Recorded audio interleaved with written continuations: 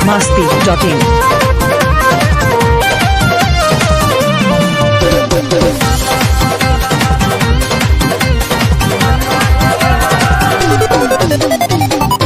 और भंग का रंग जमा हो चकाचक फिर पान चबाए।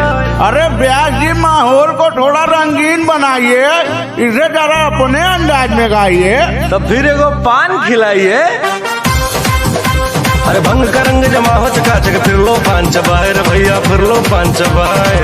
ऐसा झटका लगे जिया पे, ऐसा झटका लगे जिया पे पुनर्जन्म हो जाए रे छोरा, रे छोरा, रे छोरा गंगा किनारे वाला, रे छोरा गंगा किनारे वाला। हो कही के पान बना रस वाला, खुल जाए बंद अकल का ताला। फिर तो ऐसा करे बवाल, सीधी कर दे सबकी चाल। रे छोरा, हो छोरा, हा छोरा गंगा किनारे वाला, रे छोरा गंगा किनारे वाला। अरे जिया हो ब्यास।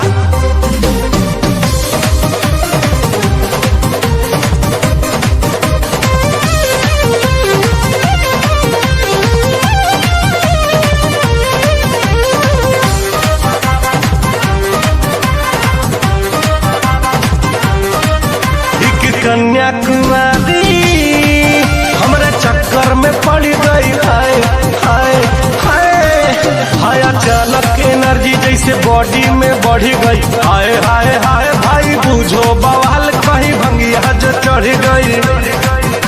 हम छोरा भोला भाला है ऐसा नहीं गए मतवाला, ऐसा क्या तू कर डाला रे। है पान बनारस वाला, आए है पान बनारस वाला, ओए है पान बनारस वाला। दिखी छुरी से, दिखी छुरी से हुआ हलाल। रे छोरा, हो छोरा, हा छोरा गंगा किनारे वाला, रे छोरा गंगा किनारे वाला।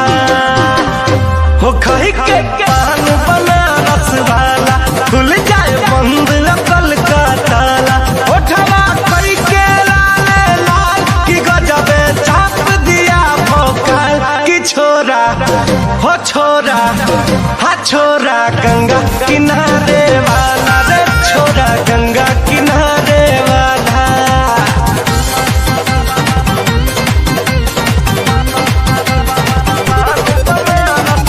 biharmasti.in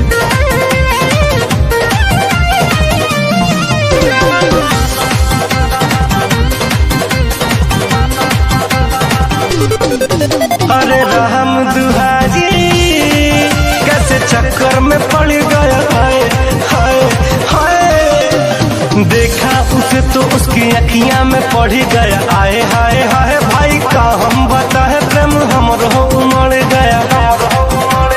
मीठी बातों से उसने छलकाया प्रेम पियाला, मन ही मन मैंने डाल दिया उस वाला को बरमाला। हाँ हाँ डाल दिया बरमाला, मैंने डाल दिया बरमाला। मिली छोरी तो, मिली छोरी तो हुआ निहाल। रे छोरा, हा छोरा, हो छोरा गंगा किनारे वाला, रे छोरा गंगा किनारे वाला।